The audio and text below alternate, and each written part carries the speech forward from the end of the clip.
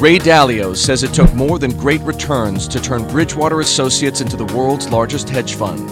It took principles, prescriptive rules for life and business that Dalio established over 4 decades. The principles are what make Bridgewater unique and unusual.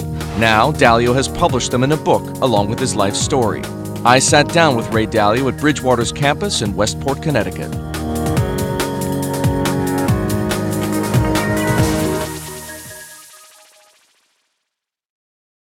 Ray, this is your book. I read your book. It's provocative at the very least. It's full of great ideas. It's the one place where I found them in one place. Why'd you write it?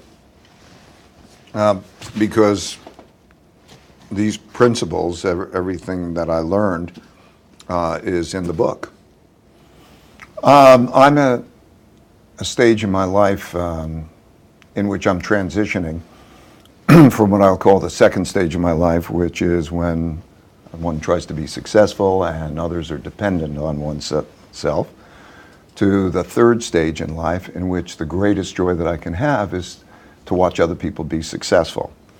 And over these years, I accumulated a bunch of principles that helped me be successful, and I just wanted to pass them along. They were built over many years at Bridgewater because I was making decisions and I was reflecting on them, and I wanted to pass them along. It's unusual at the very least for someone in your position, someone managing $160 billion of investments, someone helping to run a company of Bridgewater's size, to write a book like this. How did you find the time? Well, you know, I've been writing these principles down for, 20 years, because I got in the habit, which is a habit, by the way, I'd recommend to you or anybody else, to, whenever I was faced with a decision, to think, what are my criteria for making those decisions, and then to write them down. Because the same things happen to us over and over again, right? And so, particularly if I'm making mistakes and learning, it was a good exercise. And then eventually I put some of these things into algorithms to make our investment process. So I found that over the period of time I accumulated those principles. And then I didn't feel good about putting the principles out, generally speaking, but in 2008, when we caught the financial crisis and we got attention, some people gave us attention and I didn't want the attention, but I felt that it wasn't understood, the principles of our company that have made us successful. And so I put them out on a website, and they were downloaded 3 million times, and I received all sorts of thank you notes because people found them helpful. And then the time came where I thought, I now gather all these together, and in my transition from that second phase to the third phase, I wanted to put it out. So that's how they developed. And so you'd say, how long did it take to write the book? I don't know. It took a long time to get the principles. It took a lifetime of trial and error. But there's more than just the principles. There's your own personal story. There is the explanation behind the principles. The thing about it that I was reluctant to write that personal part because I don't want people to pay attention to me or somebody's story. They make it too, okay, this is Ray Dalio's story. I'd like people to look through those principles, through me to the principles and say that the principles themselves make sense. So if in fact that's what happens, people read your story, find it interesting, but look through it ultimately to your life principles and your work principles, what do you hope to accomplish? Well, I just hope that people will assess those principles and see are they useful. I hope that they will form their own principles. What principles work for them? Is that the most important part? Oh, that's the most important part. In other words, there's a certain power of having principles that suit you and that and that you can clearly communicate. And I think that that's true today. In other words, what does it mean to be principled? Did you articulate your principles? Are you clear? Are you straight? Can you walk the talk? Today in our society, I hope that it will encourage people to be more principled. So I'm encouraging other people to put out their principles. I won't give you the names, but I spoke to a number of other people, and I want them to put out their principles. Because I think, when I look back, wouldn't I have liked to know what Albert Einstein's principles were, or or Steve Jobs, what were the recipes that led to their successes? What were they going after? And if we had everybody write their principles down and you could look at it, those are sort of recipes. Wouldn't it be nice to have everybody's recipes? Because I could have learned from other people's recipes. You describe systems and processes, even companies and economies for that matter, as machines. Machines is an unusual word. Why machines? Well, I think that to think of it, the human body as a gorgeous machine. It's like our brains as gorgeous machines. It shows that how they develop, how they have cause-effect relationships. And I think the whole ecosystem is a machine. When we start to think about that, we can think about how do we interact with the machine? How do we influence the machine? How do we make the machine work for us? So I'm talking about reality. Okay, there are three things you need to do in order to be successful, right? I mean, well, most importantly, you have to know what the best decisions are, and then you have to have the courage to make them. And so when you look at those choices that you have to be able to deal with reality. And if you just view it as a machine and not something that's happening to you that you don't own, I think it helps give you a psychology. It helped me. You know, cause-effect relationship, how does this machine work? But anyway, whatever the term is that you're comfortable with, when you realize it is kind of a machine, right?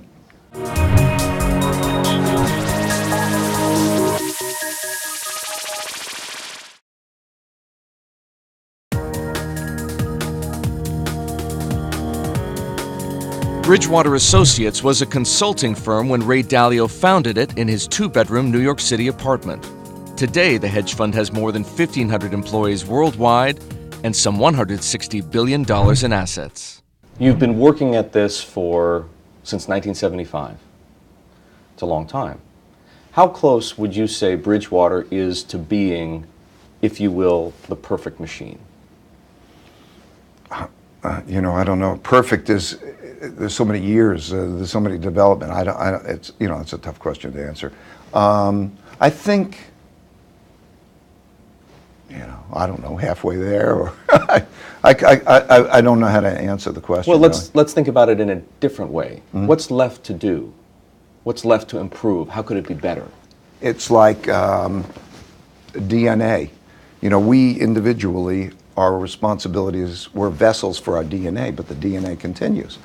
So when I think of Bridgewater, I think that it's as much the next generation and the next generation after that, and its cause-effect relationships.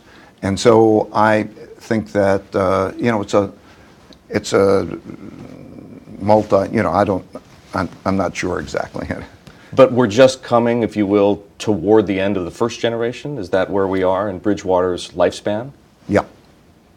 We're at the end of the first generation, and that's the beauty of it. That's the transition. What I mean is, for me to have watched the development of the people that I'm working with, Bob Prince, 31 years, Greg Jensen, 21 years, hundreds of people, and I feel like a parent of a 40-year-old. And to watch that transition is a beautiful thing. To watch them succeed is such a beautiful thing. So yes, it's the transition from one generation to the second generation, and to see it as a perpetual motion machine. It's nice to hear someone in your position talk about his company and his employees as if they were part of a family. But people from the outside look at Bridgewater differently, and you've been very sensitive to some of those comments and criticisms and perhaps misperceptions. How would you describe this company? Bridgewater is an idea meritocracy in which the goal is to have meaningful work and meaningful relationships, and to do that through radical truthfulness and radical transparency. So, okay, idea meritocracy. The best ideas win out. Meaningful work. You're on a mission together. You have impact. Meaningful relationships. In other words, like an extended family. That power of being in it together and realizing that the reward of the relationship is just as great as the reward of the success of the business. But to do that by having radical truthfulness. In other words, that you can say what you believe and I can say what I believe, and that we can have processes in place to have thoughtful disagreement, to get past our disagreements. And that radical transparency is the ability for people to see everything so that they don't have secondhand or third-hand stories. I mean, to me, when I look at a company, most companies, it looks disingenuous. And well, all the stuff that goes on behind the scenes, you know, people don't say what they really think. There's all of the office politics. They don't know what the real story is because there's so much spin. Imagine if you can get to see everything. In other words, for most everything, it's taped for everybody to see so they can see things firsthand. To know that people can't talk behind your backs without you hearing it so that it's operated on a first-hand basis. I mean, I think that's what Bridgewater is. It's an idea meritocracy. So in order to have an idea meritocracy, you have to do three things. The first is you have to put your honest thoughts on the table. Most organizations, people are reluctant to be honest. Okay, you have to put your honest thoughts on the table and not be offended if people do. The second is that you have to have thoughtful disagreement. In other words, you respect the fact that somebody has disagreement and that you are curious about that and you have a quality back and forth so that you can ideally come up with a better decision than you would individually because you're open-minded. Not that disagreement is a source of fighting, but disagreement is a source of coming together. And then the third thing is that you have to be able to get past disagreements in an idea meritocratic way if they remain, because they're still going to remain. And in order to do that, you have to have some kind of process. We have believability-weighted decision making.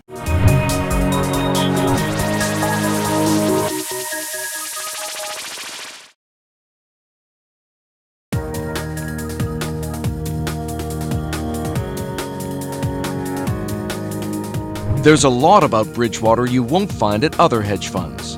Ray Dalio designed it to be an idea meritocracy and says the key is a process he calls believability-weighted decision-making. I should explain believability-weighted decision-making to you if you're interested. I think I have an idea about what it means, but go ahead. Okay, so ordinarily, there are two ways of making decisions, pretty much. There's the boss has control, and so autocratic. Autocratic, right? I'll call that autocratic. Takes in everything and then he makes a decision. Or there's democratic, pretty much, one man, one vote.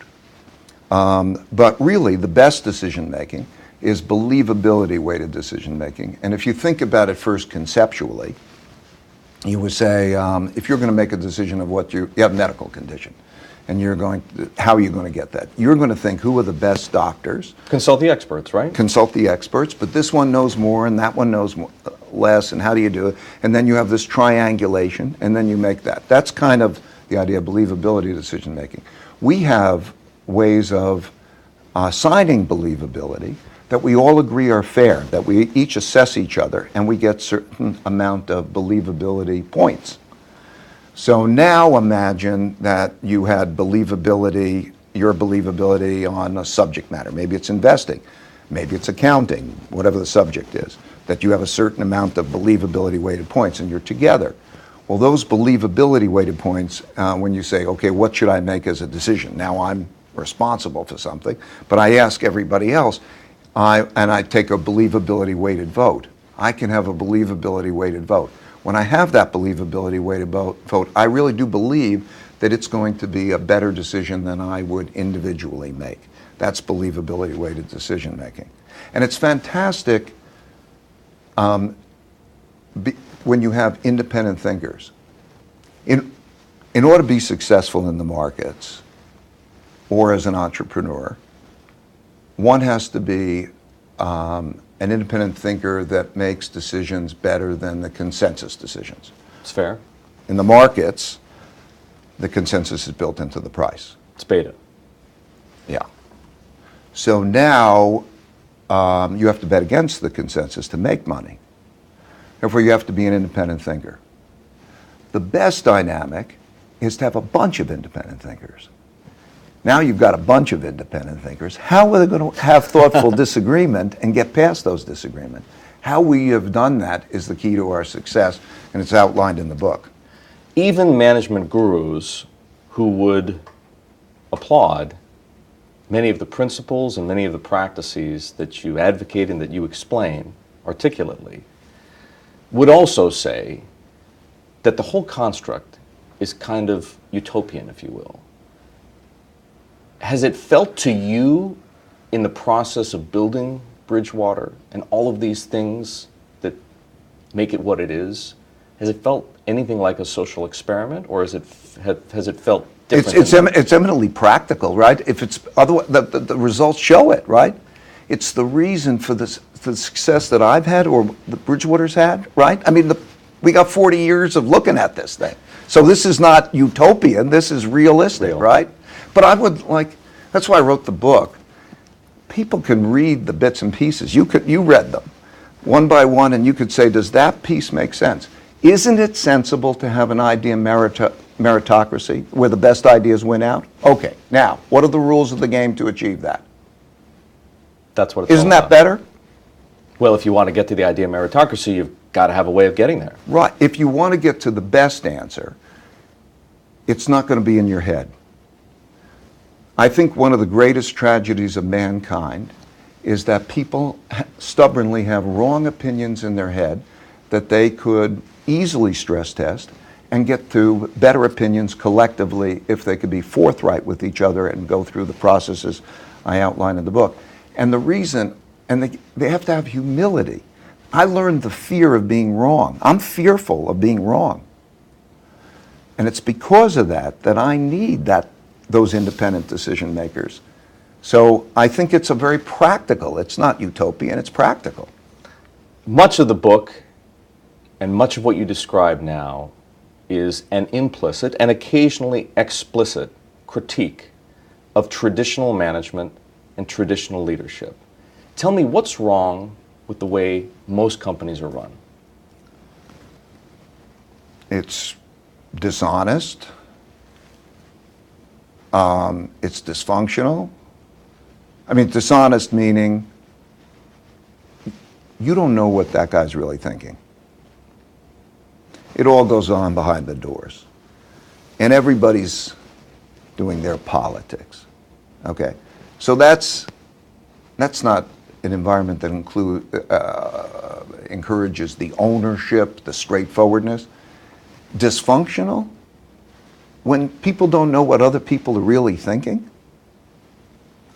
It seems to me like what is crazy and what's normal, right? Is it crazy to be radically truthful and radically transparent with each other? To say what you mean, to work it through, and to know that there's none of that games playing? Isn't it more efficient? And isn't it more straightforward? Why? It's a psychological barrier. Most people have a psychological barrier. Psychologists and neuroscientists tell me that it's because of how the brain is wired. That there's a part of our brain called the amygdala. Mm-hmm. And when we have a disagreement, there's an inclination to think that that's a fight rather than a curiosity. Okay? And so that tends to cause it. And it's also how we're raised. You know, from a very early age, the whole idea of being right is so rewarded, whereas learning from mistakes doesn't have its place, right? So a kid studies, you're smart, smart, smart, you take the examination, and okay, you do badly, but life's not like that. Life is mostly a matter of making your mistakes and knowing how to evolve past those mistakes and learn. So when I look at a traditional company, it doesn't value that learning process, that mistake base, talking about what people are really like. Nobody talks about what people are really like. Why not? Good question. Why not? Is it because human nature explains the why not? The amygdala? I think it's a combination of, psychologists tell me, that it's a combination of some amount of programming, the amygdala, and some amount of the environmental, the education system, how we're growing The up. society we live in. Right. We know subliminally that the greatest people are the people who make mistakes, learn from them, and grow and evolve, right? And I've had the opportunity to get to know the most remarkable, successful people in the world. And they have all gone through the mistake making and the learning from that. It's the learning that comes from mistakes that makes people more successful than knowing the right answers. And yet we have those kinds of barriers. So the key to our success has been, I don't mean to lecture, but I do mean to pass along what has been the keys of our success.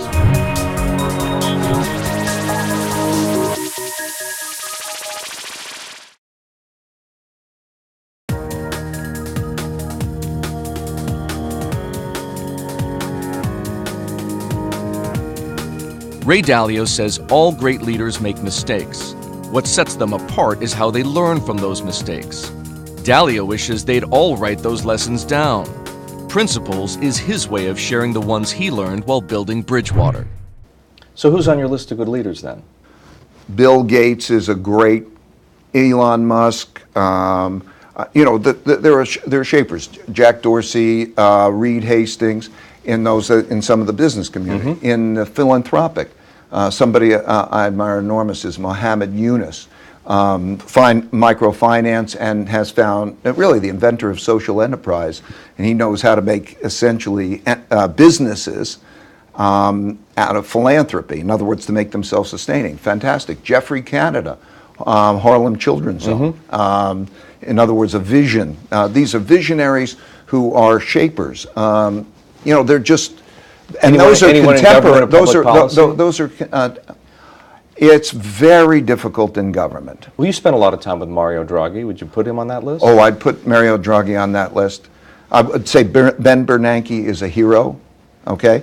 In other words, the person who stood up and at a very difficult time with a sacrifice, personal sacrifice, to do the right things. The political system has its challenges. It sounds to me like the unifying threads among all of these people whom you do admire are, on the one hand, independent thinking and creativity, and on the other hand, the courage to pursue either one or both of those things. I mean, everybody has their role. That's the thing I've also learned. That everybody has their own nature and the role, and it takes a team. And so, yes, I like the fact that those people, for the good of whatever, can go from visualizing something, visualization to actualization, to build it out. However, I can tell you that all of those people all need people who have different natures and different abilities. The big conceptual, big picture thinker needs the person who's paying attention to all the detail. The creative person who's not reliable needs the reliable person who's not creative. Have any companies earned your admiration? Other psychologists who've come in and examined it, our company, say that there are comparisons. I would say that Netflix with Reed Hastings has earned my admiration.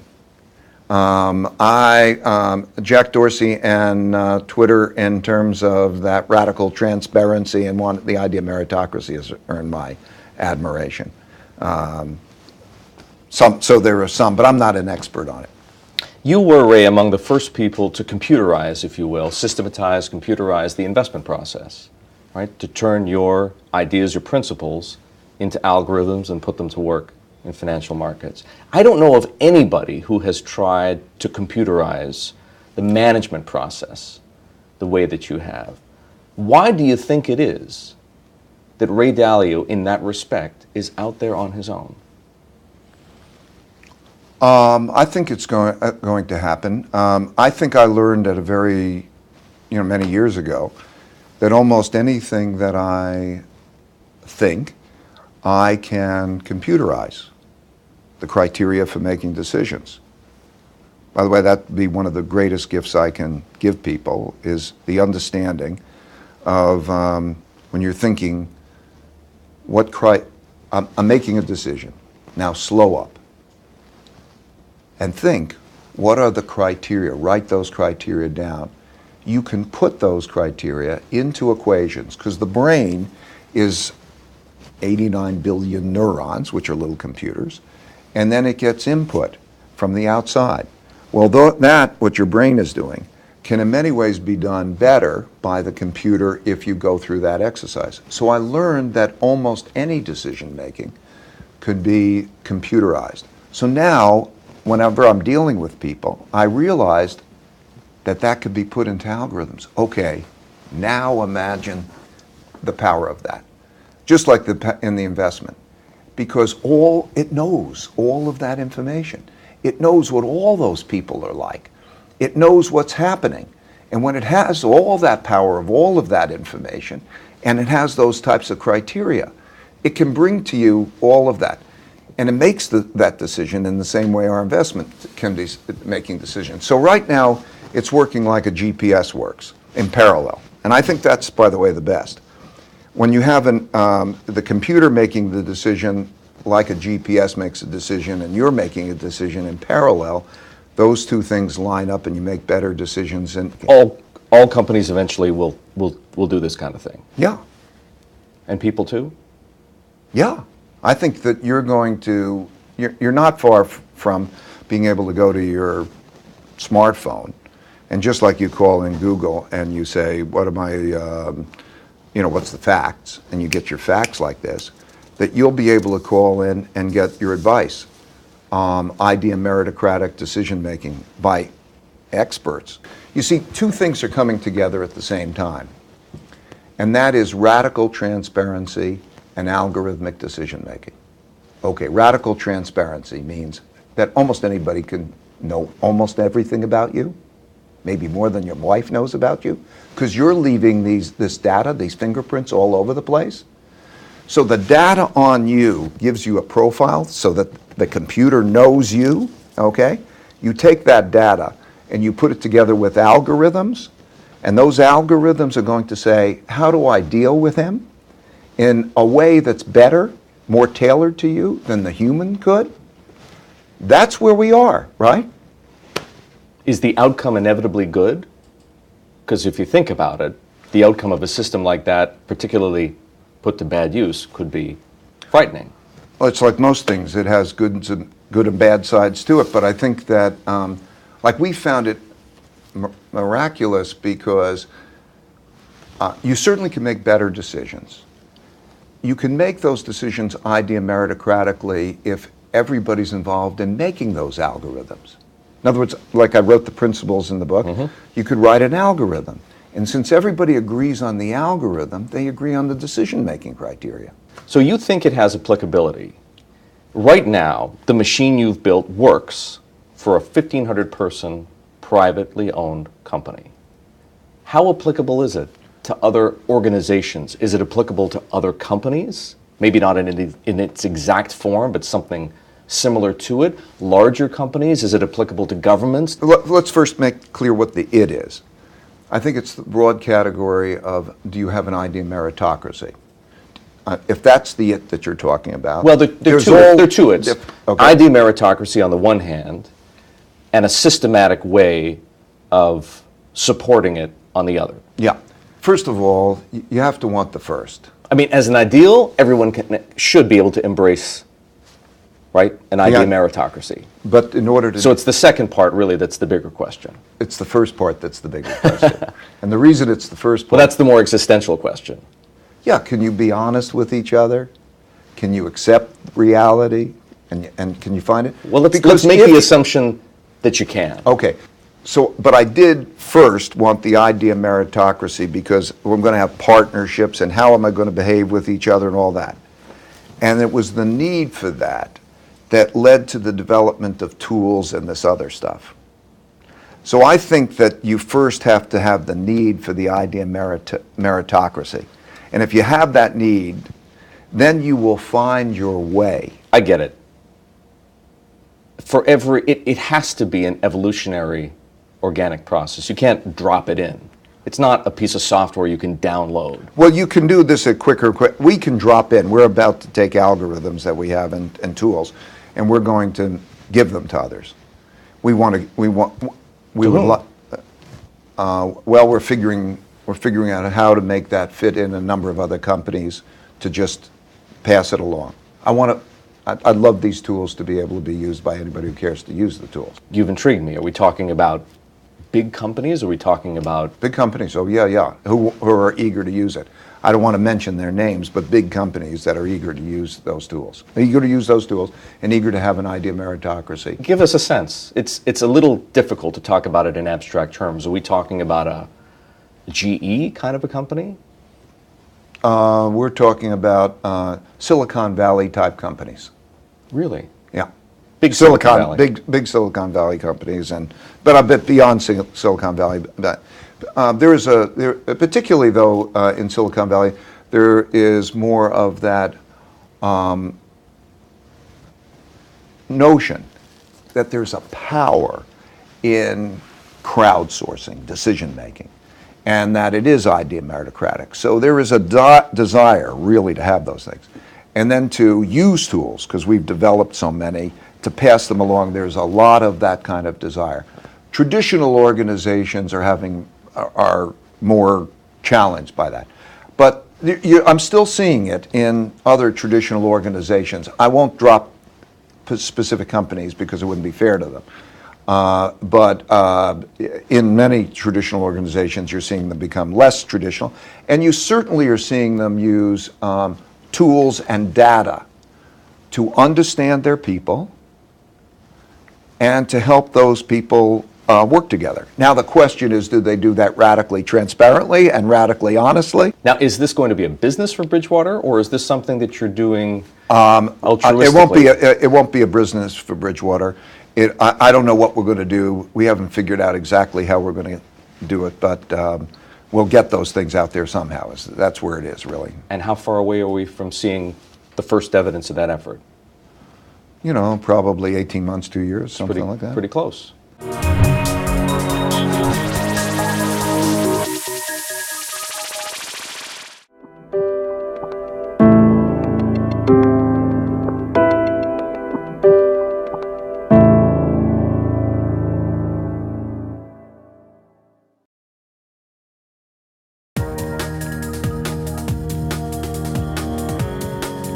Many successful companies find it hard to thrive once their founders move on. The next generation doesn't share the same values, or the culture gets watered down. Ray Dalio wants to make sure that doesn't happen at Bridgewater. Ray, you're clearly very concerned with succession and with Bridgewater's future. Unsurprisingly, but you're very concerned. Why is it so important? Well, I don't. You know, I was saying if you're not worried, you need to worry, and if you're worried, you don't need to worry. Because if you worry about things, then you take care of those things. So when I say concerned, we've been going through what we said was an up to 10-year transition process. Turned out it's taken about 7 years. And concerned would be the wrong word.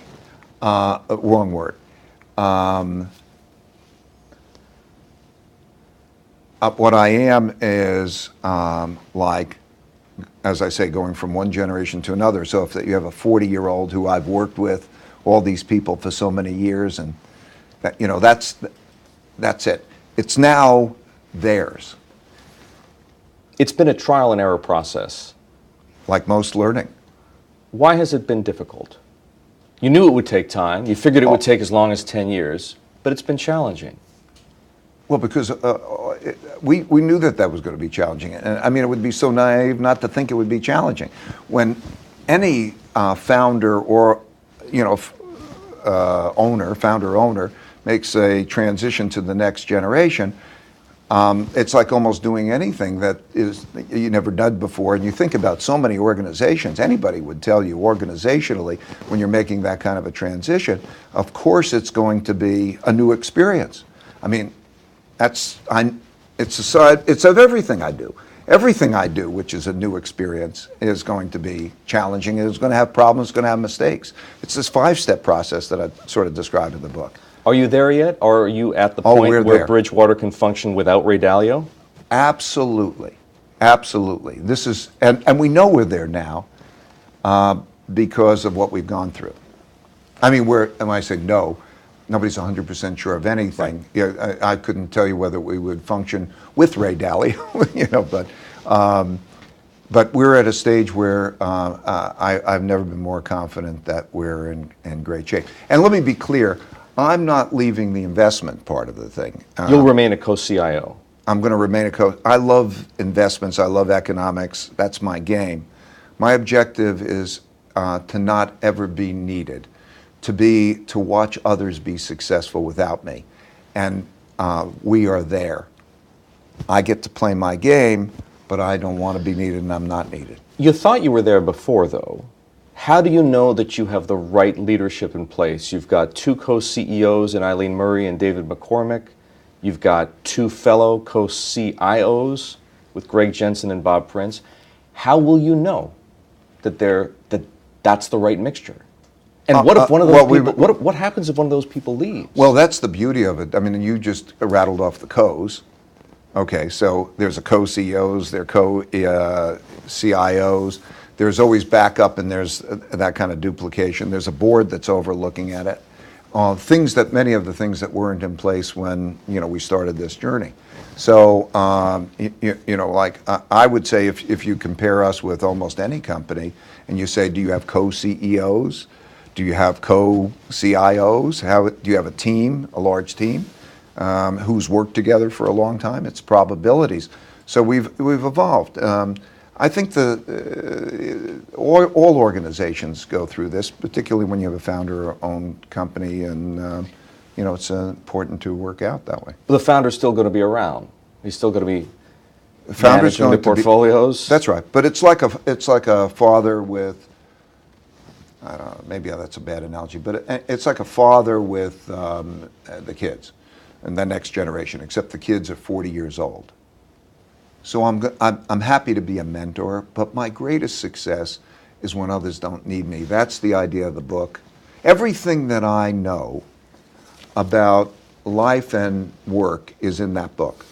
And everything I know about economics and investments will be in the next book. And really, I do believe that there's nothing that I know that's of value that isn't in those two books. And I'm also watching them independently, beyond those principles, do great. So I feel good about this transition. I don't think anybody has paid more attention to transition and has been more transparent about that transition than we have. And when you think, how many organizations have over 60-year leaders who are not talking about transition, who are not so transparent, who don't write the rules, who haven't begun a 7-year process? I mean, I would worry about them, not about us, right? This next book that will contain Bridgewater's economic and investment principles, to me, it sounds like you're going to give away the Colonel's secret recipe of 11 herbs and spices to Kentucky Fried Chicken. Why do it? No. So again, it's my economic principles and that which, of course, are complementary. But it's like the 30-minute video that I gave, how the economic machine works. I mean, basically, half of what I think, or most all important things that I think, are contained in that 30-minute video. This will be similar. This will just be a more complete version of that. So it's the sort of things that don't have the precision of the calculations or anything like that. They're just the concepts. You're not giving away the algorithm. Right. Oh, no, I'm not giving away the algorithms. No, but I am giving away the concepts.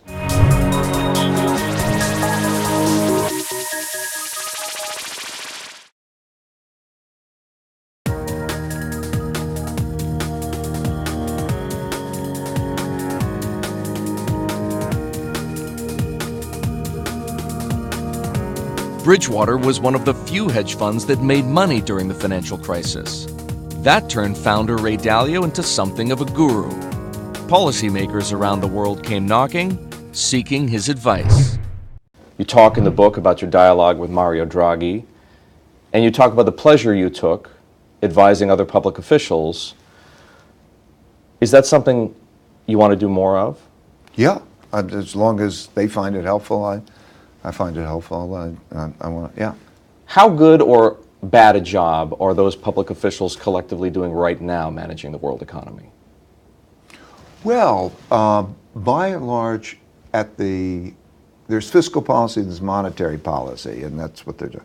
If I take monetary policy, I think that they have done a remarkable job, that we have had what I call a significant, beautiful deleveraging. And what I mean is that our debt burdens and our debt service burdens have gone down while the economy has grown, and we haven't had an inflation problem.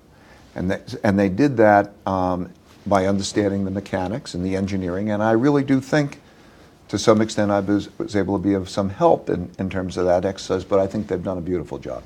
And so if you look at the economy right now, for the shorter term where we are, we have a situation where we don't have too much inflation and too little inflation, and we don't have too much growth and too little growth, and we don't have a debt bubble, and so on. We have something that is reasonable in terms of those types of conditions. This is very different than 2008. We have a political situation which is difficult. We have a wealth gap and an opportunity gap, which is a difficult situation. And we have very big obligations coming forward, pension obligations, health care obligations that are going to be a burden.